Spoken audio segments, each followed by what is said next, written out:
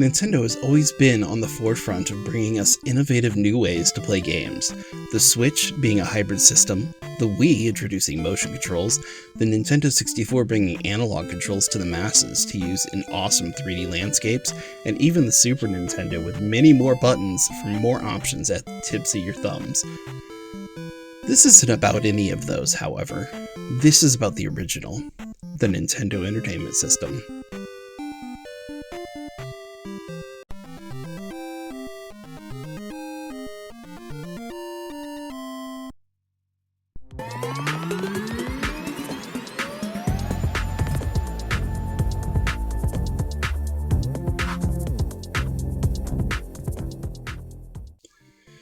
Unveiling and invading test markets on October 18, 1985, the NES was able to gain traction quickly. They were not just a video game console, but an entire entertainment system, coming with not only controllers, but light guns and even a little robot named Rob. This system also came with a game. It had a pack entitled named Gyromite. This was to be used with Rob as a fun gimmick, as a robot who plays with you.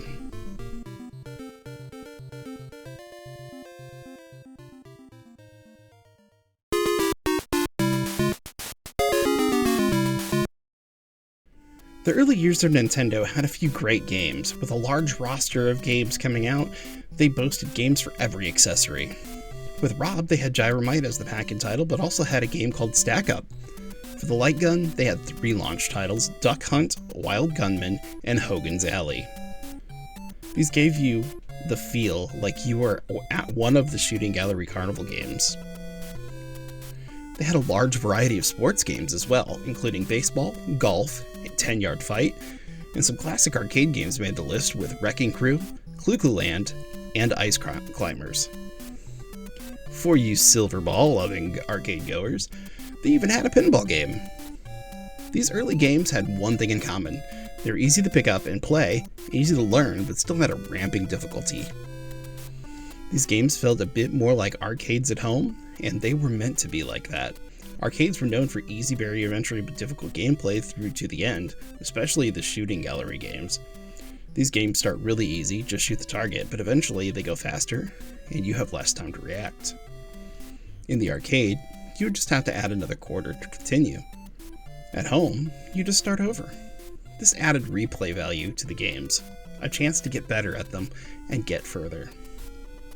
On the backs of these, there were several more first-party arcade hits that came out. Mario Bros. And Donkey Kong, to name a few. These were able to ramp up the action on the Nintendo with more action arcade fun and gave people a chance to have the same arcade action in their living room.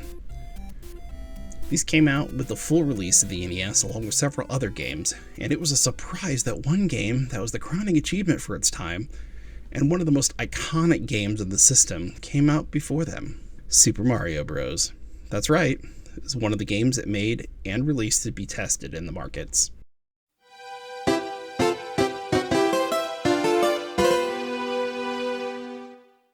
Super Mario Bros. Was the game to get. It was unlike any other game that people have ever seen. It was nothing like it in the arcades. It was an easier barrier entry, made for the casual gamer to play, but had the challenge that allowed better players to still feel like they were getting a good experience. Though it was a launch title, it was a game that only brought more and more people back to the video games, jump-started the video games industry in America. It didn't do it alone, of course, but it was a help for sure. Mario, boasting a full 32 levels of excitement and action-based exploration, the player was immersed in the world and the storyline. There was an end to this game. The end of the game was the point. There was a score, like the days of the arcades, but it was not the main point of the game. There was no high score saved to the game to compete with others. Even the games that had those in this era didn't seem to save them, and this is one of the many factors that influenced the way games were built. Nintendo would not have seen the success without the help of third-party support.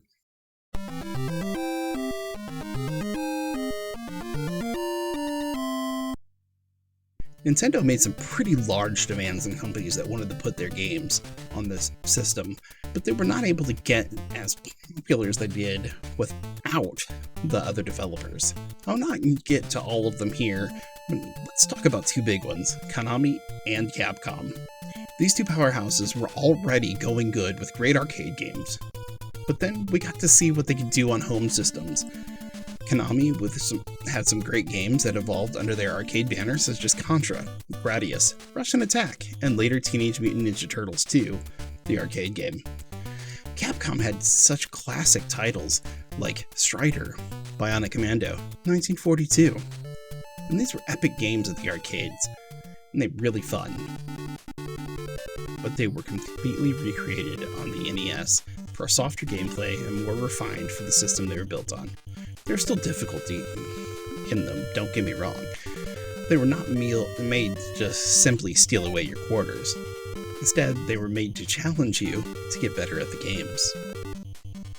The best part was they retained the essence of what made those arcade games great. And then there was a shift in what these companies were bringing to the table. Where they were bringing arcade favorites, they are now making new franchises that we still enjoy to this day. Castlevania and Mega Man come to mind immediately. I do concede that Castlevania had an arcade, but it was modeled after the successful NES version with more detailed sprites. Castlevania has many elements that make it difficult, but it had infinite continues to help you along the way. Each boss had their own strategy to take them out, and they were deceptively easy. But it was meticulous gameplay. Speaking of bosses, Capcom decided to build Mega Man just a little bit differently. You got to choose your own destiny by picking who you were going to go after first. This is a little bit more freedom that arcade games just were not giving you. The gameplay was still difficult, but it made the game that much more intriguing to select where you wanted. That combined with being able to collect abilities from your foes made you feel stronger.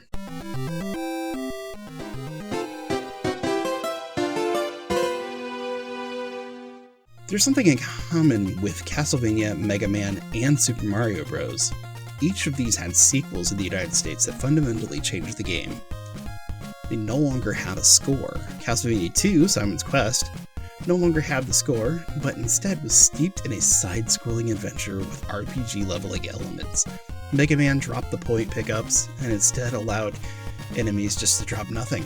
Mega Man 2 gave us our first 8-boss lineup that became the standard in the series. In Super Mario Bros. 2, not getting into Doki Panic here, removed the score in favor of just enjoying the gameplay elements. They also threw out the timer. Simon's Quest also dropped the timer, though they did have a really cool day and night system. It was pretty innovative for its time. The Mega Man series showed that small innovations over time were a great way to breathe new life into a tried and true system. Mega Man 2 gave us the framework for 8 bosses, Mega Man 3 added a slide to the controls, Mega Man 4 brought us the Mega Buster, that you could charge and do a shot and do more damage. Castlevania stuck with the same gameplay formula, but diverged into RPG elements. These elements allowed your character to purchase upgrades and increase power levels. Though I view Simon's Quest as a step forward, the game did lack in some ways, and this forced Konami to go back to their roots for Castlevania 3 Dracula's Curse.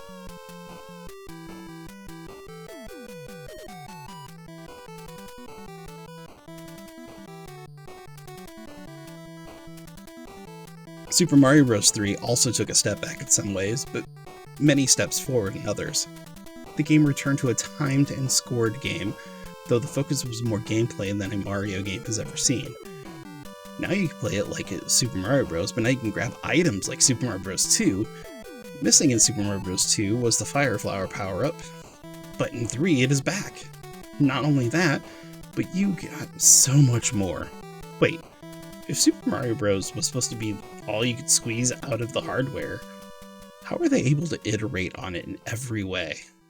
The simple answer is the mapper chip.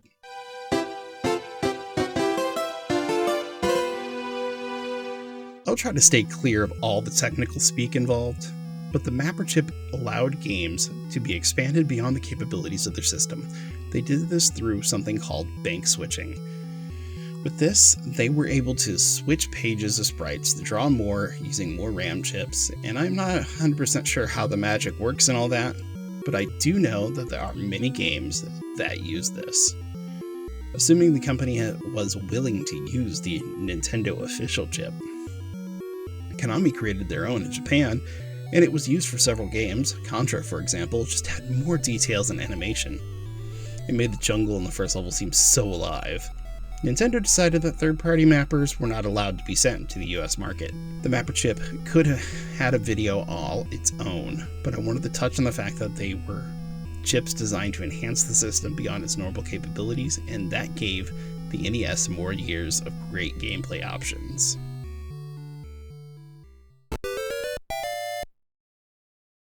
The Famicom in Japan had games that were designed for it, and their new peripheral, the Famicom Disk System. Unfortunately, this was never released in the US, but there are games that were originally designed for it that did make it to the US. The discs had a much larger capacity compared to the cartridges, which posed an issue when they wanted to port the games to the United States. The Legend of Zelda, for example, was one of those games. In the US, they converted it to a battery backup save feature, and this combined with mappers and a bigger RAM chips allowed the big adventure to thrive, even in the United States. Metroid was another title that benefited from the larger RAM chips, but instead of giving us the save feature, they replaced it with a password feature. It was always thought that the password feature was a bit clunky for this game, but as a side note, there's a bunch of research out there as to what each slot does and how to build your own custom passwords.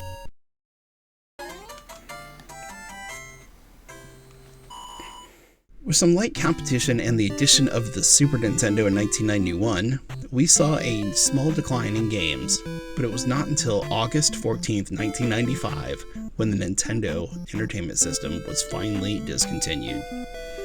In that time, games were no longer just a 2.5 minute of pleasure per quarter, but something more. Though there will always be arcade games, the Nintendo Entertainment System was able to influence games in a way that evolved what it meant to be a game.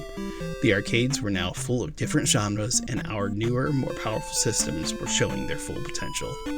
Thank you all for listening and taking the time to watch all the way through. Please like, subscribe, and comment, and let me know how you feel about this video. Please consider supporting us on Patreon. For as low as $1, you will gain access to behind-the-scenes, bloopers, early access videos, and more. Stay up, stay safe, game on.